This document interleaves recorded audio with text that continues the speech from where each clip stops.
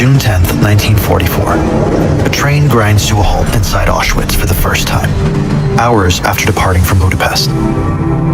The doors swing open and thousands of people pour out, clamoring and scanning their surroundings. Smoke hangs in the air, mixing with the sharp scent of pungent ash. Violent shouts from guards direct passengers to place their few possessions besides the tracks. Bags containing only the bare essentials and the most cherished possessions they can salvage from their homes. Standing on the tracks is Lukács. He's just 16 years old. With him is his father, Sandor. They are the last of their bloodline. A few days before, his family had lived in relative comfort. Lukács went to school. His father was a pharmacist, and they resided in a large apartment. Life was good. Yesterday, that all changed. Lukács and his father are filed into a fast-moving line with other men and teenagers. Next to them is another queue with young children, women, and the elderly. At the front, an SS doctor is inspecting the arrivals. Lukács has heard rumors of the atrocities committed by the Nazis, but never in his wildest dreams did he imagine seeing them firsthand. He is standing inside Auschwitz-Birkenau, but what he doesn't realize yet is the true scope of the operation. This complex, covering over 140 hectares, was built to imprison, exploit, and exterminate thousands of people. On the right of this was Auschwitz I, the original prisoner camp established in 1940. Initially used to hold the Polish resistance and political figures before it became overcrowded and Birkenau took over the responsibilities in 1942. It now serves as offices for the SS operating as the camp's administrative hub. Lukács and his father reach the front. This is no ordinary line. Life or death rests in the doctor's decision. A signal to the left spares them for forced labor. A signal to the right leads to the gas chambers. The doctor pauses and looks at them. Over 80% of the people sent to Auschwitz were murdered immediately at arrival. Just a minute ago, Tomas, who used to race Lukács home from school, and Mrs. Kovac, the elderly neighbor who would bring them warm bread, was deemed unfit to work and sent to the right. The doctor signals left, and guards push them aside. Some may view this as fortunate, but they are unaware of the horrors that lie ahead. Lukács and the rest of the newly arrived prisoners are taken to the west end of the camp. Lukács enters the building, known as the sauna, and is immediately commanded to strip. He complies. Hair is shaved off his head, arms, and legs. A needle pierces his flesh. Finally, a number is stamped on his skin. In the next room, hundreds of men shower with ice-cold water. Within a matter of minutes, everything that once made Lukács special was stripped away. As Lukács is taken to the barracks, he passes the Kanata buildings. Here was a somber repository of belongings discarded by those who had just arrived, each item telling a story of hope and despair. 30 barracks house the items of the thousands of daily arrivals. Inside, the buildings were filled with shelves stacked high. Workers were ordered to organize everything, sort it, and package it to be sent out to help the Nazi war efforts. Lukács is pushed into his new home, his father at his side. The room is cramped, packed with men and boys, all reduced to shadows of their former selves. Rows upon rows of wooden bunks stacked 3 high, each one barely wide enough for a man to lie flat. The air is thick, heavy with the stench of sweat, decay, and sickness. The floors are damp and caked with filth. The wooden walls are bare, offering little insulation. A single dim lamp swings from the ceiling, casting just enough light for Lukács and his father to claim a small space on a top bunk. On the hard wood, they fall asleep, unaware of the chaotic day that awaits them.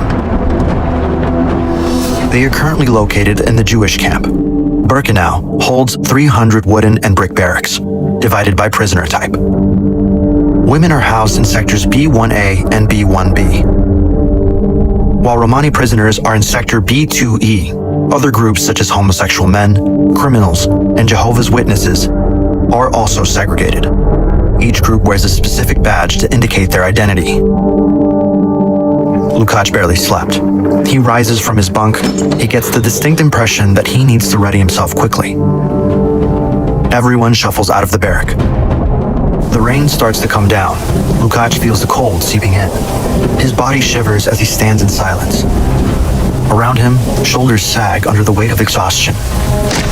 A man in the row ahead stumbles, collapsing face first into the mud. Not a single prisoner flinches. An SS guard notches something in his book. Time feels heavy for Lukács.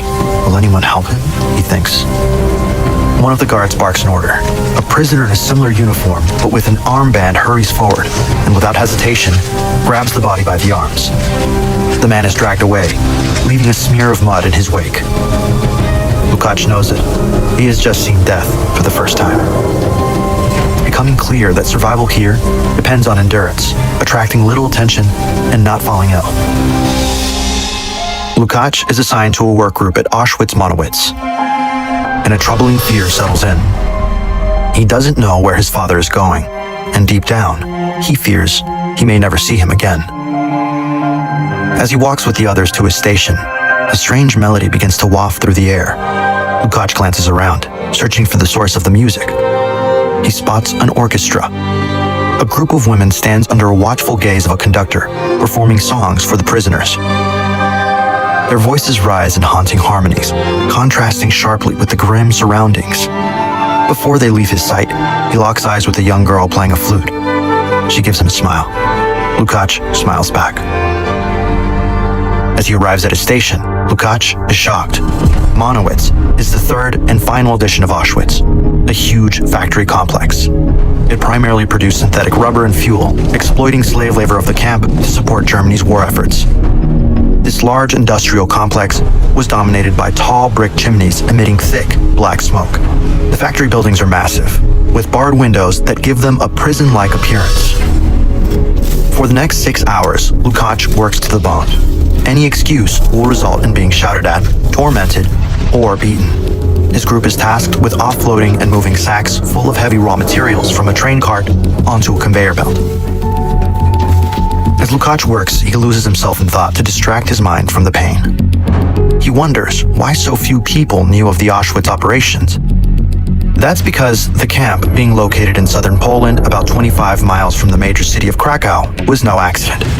Upon creation, it had already established railway connections, allowing the easy transportation of prisoners and supplies.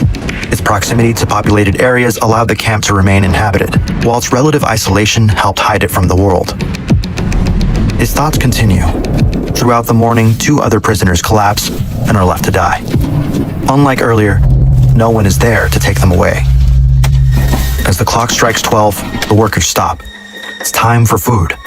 Lukács has passed his ration of watery soup with rotten turnips and potato peels. While Lukács eats, he overhears 2 fellow prisoners discussing rumors about bizarre experiments taking place near the main hospital. Inside one of the rooms is Joseph Mengele, one of the most evil doctors the world has ever seen. Today's task involves working on twins, a particular obsession of his. A few days prior, he infected them with typhus to see how their genes affect their risk of getting sick. Now, he's checking on their progression. If one twin dies, the surviving sibling is killed to allow a side-by-side dissection. His mission is racial purity, and his experiments have no limits. Meanwhile, at Monowitz, the day wears on. Lukács feels his legs growing heavier with each step. The work seems endless. Then it happens. He slows down just for a second. His grip on the material loosens, and a sharp crack echoes as it hits the ground. Without hesitation, a guard rushes over. His face is twisted with rage. Lukács barely has time to react before the blows rain down. The guard doesn't stop. To scream would only bring more punishment. Lukács is left crumpled in the dirt, grasping for air. He knows that if he stays down for too long, he will get dragged away. Lukács wishes his dad could be there to comfort him. Suddenly, a horrific thought comes to mind. What if he's dead? As Lukács limps back to his barracks, a group of guards walk in another direction. Their quarters are a very different world, sheltered from the horrors that surround them. This section of the camp is made up of over 30 buildings housing hundreds of SS guards. The barracks are made from brick and include multiple rooms, often equipped with basic furnishings such as beds, tables, and personal storage. The same officers torturing and murdering prisoners every day have access to amenities like proper sanitation facilities and heating. 7 p.m. Lukács is walking back into his barrack. Amongst the hundreds of prisoners there, he's using his remaining strength to see if his father is amongst them. Finally, near his bunk, he sees a man hunched over with blood on the floor. It's his dad. He hugs him, but his father is almost too weak to stand. He was assigned to work laying railway tracks, and during the day, someone tried to escape. They were shot and killed on the spot.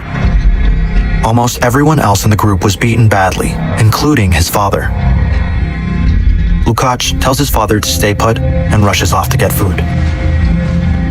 On the northern side of the camp was a row of kitchen barracks. There was one or two for each section of the different population groups. Inside, prisoners are preparing dinner for the workers. Lukács arrives and manages to find 2 stale pieces of bread and a small sausage. He quickly hurries back. While his father recovered in his bunk, from the corner of his eye, Lukács noticed a small group of prisoners huddled together on the dirt floor. They were playing chess. The pieces were crudely fashioned from wood. The board itself was scratched into the dirt floor. Its lines uneven, but clear enough to follow. One of the men saw Lukács hovering over and invited him to join. For a few minutes, they weren't in Auschwitz. They weren't prisoners. They were chess players, strategists, tacticians. For the next few months, these were the only moments Lukács looked forward to. The summer of 1944 brought nearly 2 months of hell for Lukács and his father, as the Nazi war machine rapidly crumbled. In the east, Soviet forces were advancing, reclaiming nearly 100,000 square kilometers of territory. Time was running out for the Nazis, but it was also running out for Lukács and the thousands of other prisoners still trapped inside. 6 a.m., August 1st, 1944. Since their arrival inside nearly 2 months ago, Lukács and his father had faced a brutal life. Little food, no breaks, and constant beatings. Outside, reporting to their work assignment, Lukács realizes his father is barely conscious. Then, he hears a thump. A few meters away, his father collapsed into the mud and is not moving. Lukács paused for a moment, wondering how he could get him to the prisoner's hospital. Many prisoners suffered from tuberculosis, malaria, meningitis, and dysentery. Lukács' dad is suffering from the same fate as countless others: exhaustion mixed with starvation. This section of the camp consisted of over a dozen barracks in repulsive conditions. Camp doctors could not help many of their patients. They were also prisoners themselves.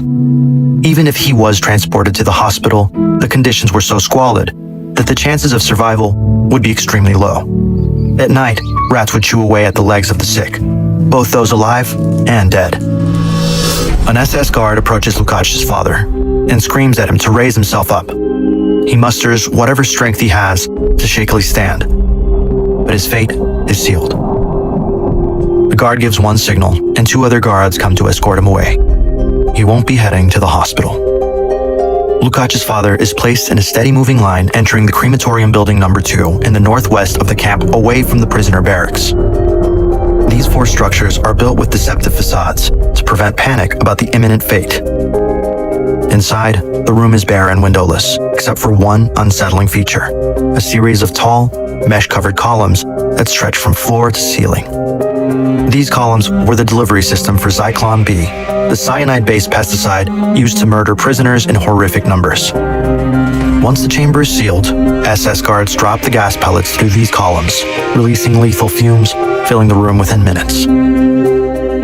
Each gas chamber was connected to an adjacent crematorium, where the bodies were immediately disposed of. At the peak of the Holocaust in 1944, the camp murdered somewhere between 3,000 to 5,000 people each day. On this day, that included Lukács' father. Between 1944 and January 1945, the Soviets got closer and closer to the German homeland. The SS began to abandon various concentration and labor camps it had built throughout the Eastern Front. In January of 1945, the Soviets entered Auschwitz. The troops see a few thousand prisoners, gaunt and starving. To them, it's liberation. But for Lukács, it was too little, too late. he was 250 miles away. Marching through the dead of winter along with 1,000 others, Lukács had managed to make it so far, but his body can't handle it any longer. He collapses on the side of the road, falling face first into the snow. A guard shouts at him to stand, but Lukács no longer has the strength. The last sound he hears is a rifle being cocked, followed by a shot that echoes through the cold air. Auschwitz operated from May 1940 to January 1945. It expanded from the original barracks at Auschwitz I to include Auschwitz-Birkenau and the slave worker factory of Auschwitz-Morowitz. Lukács and his father may be fictional, but they stand for the countless lives shattered by the Nazi regime and its supporters during their merciless terror across Europe.